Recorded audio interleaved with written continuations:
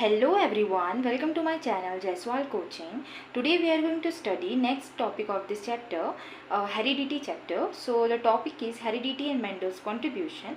We have already done the introduction part of this chapter, so watch that video first, then go for this video. Okay, so let's start with first point. Gregor John Mendel was a monk living in a monastery in Austria. ठीक है, तो जो Mendel थे उनका नाम क्या था? Grigor John Mendel पूरा नाम। ये कहाँ रहते थे? ये मोनास्ट्री में रहते थे। कहाँ पे? ऑस्ट्रिया में। और वो क्या थे? मॉन्क थे। और from childhood he was deeply interested in gardening and exploring how different trade develop in plant. बचपन से ही उनको बहुत ज़्यादा इंटरेस्ट था गार्डनिंग में और एक्सप्लोर करने में। ठीक है, जो प्लांट के जो डिफरेंट ट्रेड थे उसको डेवलप करने में इनको बहुत ज़्यादा इंटरेस्ट था। उसके बाद थर्ड पॉइंट है, Mendel conducted a massive series of experiment over a period of nearly 12 year starting in the year 1856। तो मेंडल ने बहुत सारा एक्सपेरिमेंट कंडक्ट किया 12 साल तक, और उन्होंने कब स्टार्ट किया? 1856 में। उसके बाद ही perform around 10,000 well document experiment right in the monastery garden. तो उन्होंने क्या किया? उन्होंने 10,000 जो एक्सपेरिमेंट है, वेल डॉक्यूमेंट एक्सपेरिमेंट उन्होंने परफॉर्म किया। कहाँ पे? गार्डन में। कहाँ का गार्डन? मोनास्ट्री का गार्डन। तो आई होप कि आपको ये 3-4 पॉइंट आपको समझ आए होंगे। नेक्स्ट पॉइंट है, his research paper forms the absolute basis of what we study today as the theory of heredity. उन्होंने जितना भी रिसर्च एक्सपेरिमेंट किया तो आज हम क्या के रूप में उसे स्टडी कर रहे हैं? थ्योरी ऑफ हेरिडिटी के रूप में उसे स्टडी कर रहे हैं। Even though his brilliant work wasn't acknowledge during his own life time. जब वो जिंदा थे, उनके जिंदा रहने के दौरान जो उन्होंने काम किया था, उन्होंने जो रिसर्च किया था, एक्सपेरिमेंट किया था, उसके लिए उन्हें एक्नॉलेज किया ही नहीं गया था, उसे उन्हें सराहना दिया ही नहीं गया था, क्योंकि वो उनकी जो थ्योरी है उन पर बिलीव नहीं किया जाता था। ठीक है, उनका थ्योरी प्रूफ नहीं हो रहा था, तो उन्हें एक्नॉलेजमेंट भी नहीं मिला था उनके लाइफ टाइम में। He didn't just grow plant, he read and analyse document written by contemporary scientist who were doing similar work. है ना, वो सिर्फ प्लांट ही ग्रो नहीं करते थे, वो पढ़ते भी थे, वो एनालाइज भी करते थे डॉक्यूमेंट। जो उनके टाइम में जितने भी साइंटिस्ट थे वो भी जैसे कि काम कर रहे थे ना हेरिडिटी के ऊपर में, तो उसको वो पढ़ते भी थे, एनालाइज करते थे, और उसे अपने जो एक्सपेरिमेंट करते थे उसमें वो उसे लागू भी करते थे। तो उस टाइम में वो किसका पढ़ते थे? चार्ल्स डार्विन का पढ़ते थे, उनके जो एक्सपेरिमेंट थे या उनके जो रिसर्च थे उनको। उसके बाद नेक्स्ट पॉइंट है, Mendel used mathematical calculation to hypothesis and confirm his biological result, bringing math into biology to prove his law। उन्होंने क्या किया? मैथमेटिकल कैलकुलेशन का यूज़ किया और एक कंफर्म किया, है ना, बायोलॉजिकल रिजल्ट को वो उन्होंने कंफर्म किया। कैसे? मैथ को बायोलॉजी में डाल के। ठीक है, मतलब बायोलॉजी में क्या डाला उन्होंने? मैथ को डाला। ठीक है, और उन्होंने अपने लॉ को प्रूव किया। फिर उसके बाद नेक्स्ट पॉइंट है, ये continuously check the finding against previous observation to make sure his rules were universally applicable. तो जब भी वो मतलब अपना एक्सपेरिमेंट करते थे, ऑब्जर्वेशन करते थे, उसके बाद एक्सपेरिमेंट के बाद, तो वो हमेशा मेक श्योर ध्यान रखते थे कि जो पिछला उन्होंने किया है एक्सपेरिमेंट और उसमें जो भी रिज़ल्ट आया है वो क्या एप्लीकेबल होगा इस वाले रिज़ल्ट में, है ना। तो सबको लेके चलते थे वो। ऐसा नहीं कि इस एक्सपेरिमेंट में कुछ और बोल रहे हैं, दूसरे एक्सपेरिमेंट में कुछ और बोल रहे हैं, ऐसा नहीं करते थे वो, है ना। एक वेल डिफाइंड एक्सपेरिमेंट करते थे वो, बहुत अच्छे से ऑब्जर्वेशन करते थे। फिर उसके बाद नेक्स्ट टॉपिक देखेंगे। So next topic है Mendel's experiment and their objective. He wanted to find a law for the heredity of contrasting character like yellow and green seed coat, color of pea seed, or white and purple color of pea flower. तो वो क्या कर रहे थे? वो law मतलब एक नियम फाइंड आउट करना चाहते थे हेरिडिटी के लिए। उन्होंने कैरेक्टर लिया था क्या का? येलो ग्रीन सीड कोट, मतलब सीड का जो कोट है ना, कोट मतलब उसका छिलका, तो येलो ग्रीन कलर का उन्होंने जो कैरेक्टर है वो लिया था, उसके बीच में हाइब्रिडाइजेशन कराया था। और दूसरा उन्होंने वाइट एंड पर्पल फ्लावर लिया था, जिसमें मतलब वाइट एंड पर्पल जो फ्लावर है पी का, उसके बीच में हाइब्रिडाइजेशन किया था। तो उसमें जो भी रिजल्ट आया उसे मैथमेटिकल कैलकुलेशन किया, फिर उसके बाद आगे बताया, है ना। जो भी हम लोग नेक्स्ट वीडियो में देखने वाले हैं कि ये सब मैं बहुत अच्छे से ईजी तरीके से समझा दूँगी, बहुत ईजी है। तो आपको अभी इतना ही समझिए, उसके बाद नेक्स्ट वीडियो में और अच्छे समझाऊंगी। तो Mendel had started experimenting on bees but he quickly shifted to pea और as plant were easy to control and observe. तो एक क्वेश्चन पूछा जाता है कि मेंडल ने पी प्लांट को ही क्यों चुना। वो एक्चुअली वो पहले स्टार्ट किए थे हेरिडिटी को जानने के लिए, एक्सपेरिमेंट उन्होंने स्टार्ट किया था बी प्लांट बी के लिए, है ना, मधुमक्खी में उन्होंने एक्सपेरिमेंट करना स्टार्ट किया, लेकिन वो बहुत ज़्यादा मैनेज करने में डिफ़िकल्टी होता था।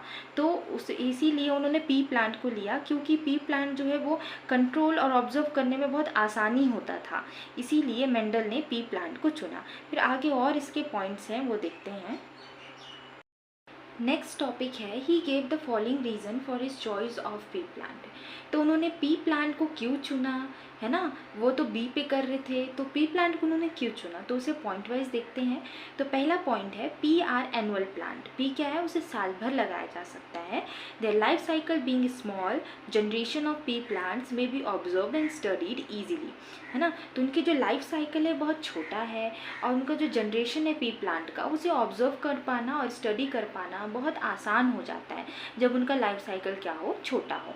उसके बाद नेक्स्ट पॉइंट है pea flower are usually self pollinated, है ना। पी प्लांट क्या है, यूजुअली सेल्फ पॉलिनेटेड है, where pollinating is completely in the bird stage due to the presence of protective crown over reproductive part. ठीक है, तो pollinating जो है वो किस पे डिपेंड, कम्प्लीटली किस पे डिपेंड करता है, वो बर्ड स्टेज पे डिपेंड करता है। ठीक है, क्यों, क्योंकि उसमें प्रोटेक्टिव क्राउन होता है।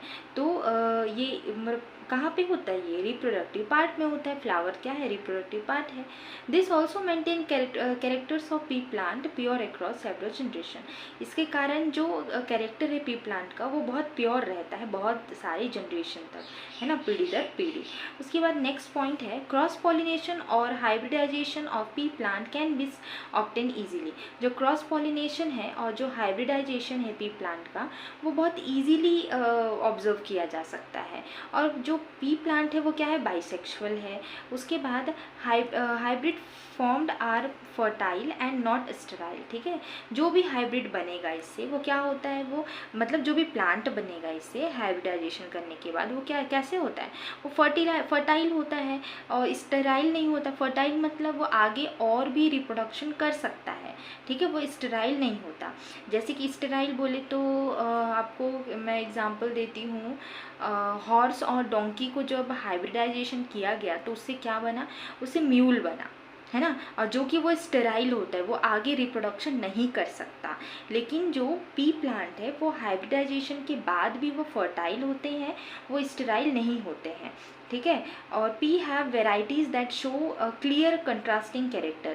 पी के पास बहुत सारे वेराइटीज़ होते हैं जो कि अलग अलग कैरेक्टर दिखाते हैं। इस कैरेक्टर को मैं बुक में एक डायग्राम, मतलब बुक में एक टेबल है उसके थ्रू मैं आपको बताती हूँ। सो ये कुछ कैरेक्टर्स हैं, 7 कैरेक्टर बुक में दिया हुआ है। तो ये सारे कैरेक्टर को आपको ध्यान में रखना होगा। तो पहला कैरेक्टर है शेप ऑफ सीड। ठीक है, सीड का शेप भी एक कैरेक्टर है। जैसे अगर सीड का शेप राउंड है तो वो क्या है, वो डोमिनेटिंग है। और अगर वो सीड का जो शेप है वो रिंकल है तो वो क्या है, रिसेसिव है। तो आपको डोमिनेटिंग और रिसेसिव आपको क्लियर है, मैंने फर्स्ट वीडियो में बताया है। डोमिनेटिंग किसे कहेंगे, जो अपना कैरेक्टर नेक्स्ट जनरेशन में भी शो करता है।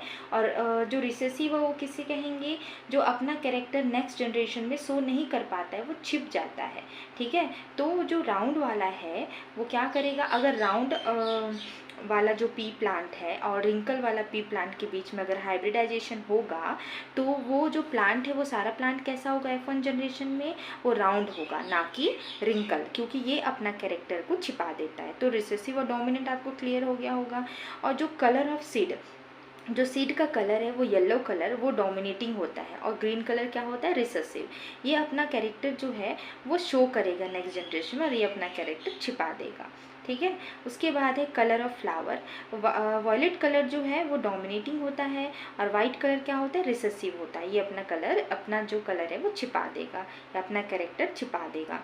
उसके बाद है कंडीशन ऑफ पोड, है ना, जो पोड का कंडीशन है ना, स्वेलन। ये फूला हुआ रहेगा, मटर का जो बाहर का छिलका रहता है अगर वो फूला हुआ रहेगा तो वो क्या है, वो डोमिनेटिंग है। अगर वो सिकुड़ा हुआ रहेगा, कॉन्स्ट्रिक्टेड अगर रहेगा तो वो रिसेसिव है, वो अपना कैरेक्टर छिपा देगा अगर ये दोनों के बीच में हाइब्रिडाइजेशन होगा। उसके बाद है कलर ऑफ पोड।